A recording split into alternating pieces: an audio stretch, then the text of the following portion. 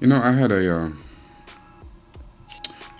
partner of mine in high school, and he wanted to basically hook up this one girl with another friend of ours.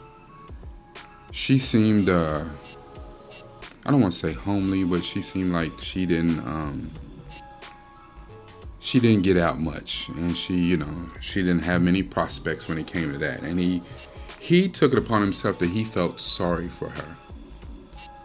Long story short, he hooked her up with his friend, but he didn't tell his friend anything about her. And when his friend saw her, he belittled her, he berated her, he made fun of her and made her a joke to everyone, maybe just to save face.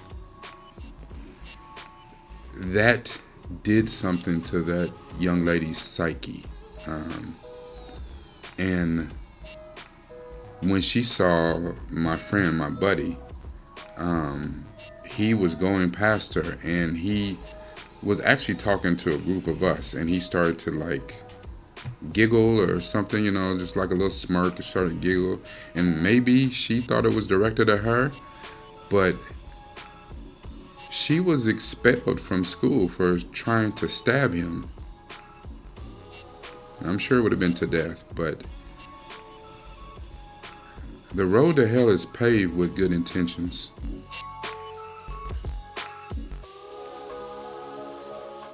Hello, Governor. This is Rekkai Steve, nupefromdaville, and we're going to jump right into episode 7, season 1 of the Acolyte. This may be the only season, but we're at the penultimate episode, and in this episode, we finally get the backstory of what happened on Brendock. Saul has been cagey this entire season, and we knew more went on than what we were told, what we were showed in episode 3. What happened on Brendock?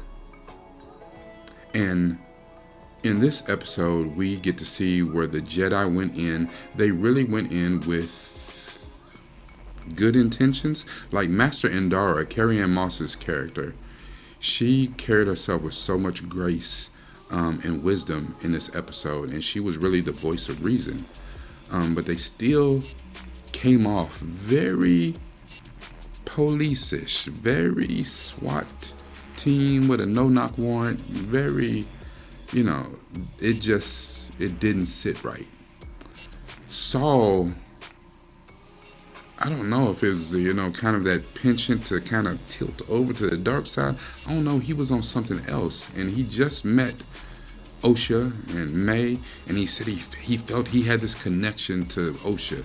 She should be his Padawan. Like, he was all over the place. Like, he was tripping this whole episode. And then the whole tension escalated in their temple the night of the Ascension. And this dude, he messed around, and Saul is the one who kills Mother Anastasia. So Jodie Turner-Smith's wonderful performance as Mother Anastasia, Saul is the one who kills her. But not because she was threatening him, not because she was doing something wrong.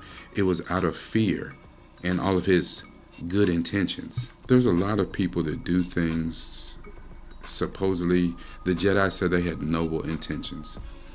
And it's hard to even say what that is, because your point of view might not match up with my point of view. The way that you're raised in your culture may not match up with mine. So what you think is a good thing might be extremely offensive to me. I remember when I was going overseas, and we were going to the Middle East, and they told us there was a whole list of cultural no-nos, rules, things that we needed to know before we went. You can't wave at people with your left hand. And that seems asinine, and people, if I got something in my right hand in the United States, I just wave at them with my left hand or whatever. But culturally, you can't wave with your left hand, because in their culture, they believe that you drop a deuce, you go number 2, and you wipe your hand.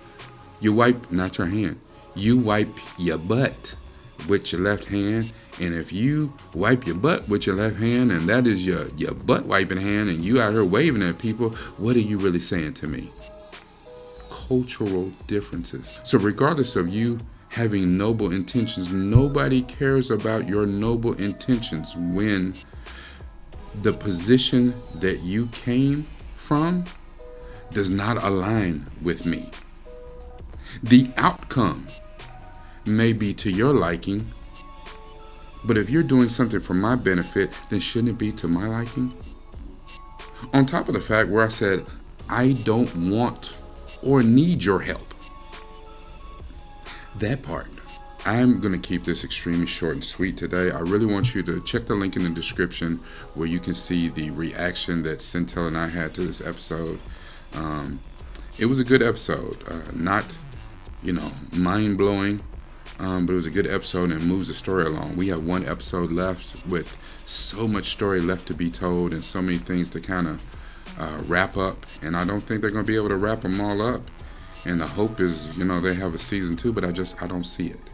A saying that I particularly love by Christy Scotch is that when your intentions are pure, you don't lose anyone. People lose you. And I think that's so important, especially in this day and age when you can't really tell what people's true intentions are. They have all these side agendas and other ulterior motives. And it's hard to find people who are genuine and mean what they say and say what they mean. Another saying that I love, and I'm going to leave you with this one by Rena Doss. Not everyone has good intentions. Trust no one until discernment and time have wedded their words and their actions. Words are just that, words. Your actions are what says everything about you. You can say whatever you want to say, but at the end of the day, what do your actions say about you? Time and discernment is what cuts through all the BS and tells us what you're really about. A lot of people say they're about it, but they're not. I just believe you got to be about it. Make sure that your intentions really are not just from a good place, but the actions that go with those intentions are from the right place, and you get the desired result for the people that you're trying to benefit. This is Rekkai Seed, nupefromdaville. Like, comment, share, and by all means, hit that subscribe button. Thank you for showing up. It's all about this, but it's gotta be about this.